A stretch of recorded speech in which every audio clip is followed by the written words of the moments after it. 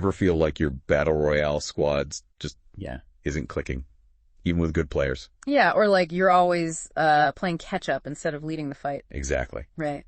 Well, today we're diving into this really interesting operator guide series. And it's not just about the skills themselves. It digs into how these abilities fit into like broader categories. The idea is it gives you this meta-level edge in rank matches. Right. So our mission today, help you understand that deeper strategic layer behind the operators you pick. And it's fascinating because knowing these categories, it really helps you grasp the whole meta on a much deeper level. Okay. And that's true whether you play solo or, you know, with a full team. It fundamentally changes how you think about fights, about synergy. About how you actually win. Exactly, how you win. You know, when I first glanced at this guide, my thinking was pretty basic. Operators are just their unique ability, right? A common thought. But then it kind of clicked.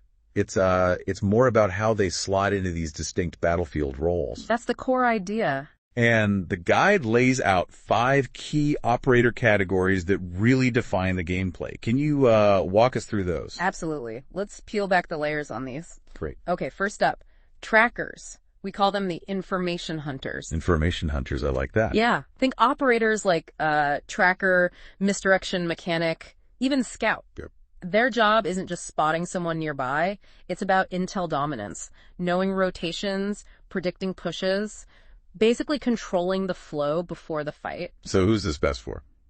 Definitely your entry IGLs, roamers, or any team that really needs solid map control based on, you know, pure information. Makes sense. What's next? Next is support the backbone of the squad. The healers. Well, yes, but more than that. Operators like medic, refitter, they provide sustain, sure, but also armor, maybe safe zones. Right, creating that buffer. Exactly. It lets your aggressive players push, knowing there's a safety net.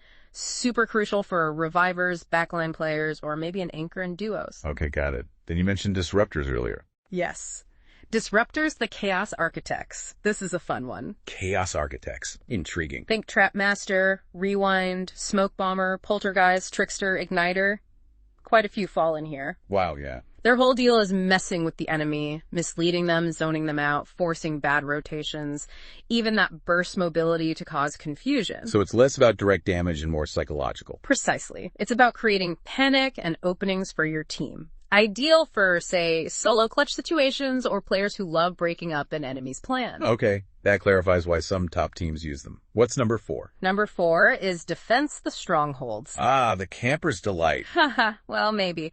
But strategically vital. Operators like Defender, Desperado, Spotter, their strength is locking down areas, turning a small building into a fortress, especially late game, denying vision, stopping pushes. Holding the line. Exactly, holding the line. Perfect for campers, yes, but also last circle tactics and frontline anchors who need to stop an enemy push cold. And the last one? Finally, Stealth the Ghost Playmakers.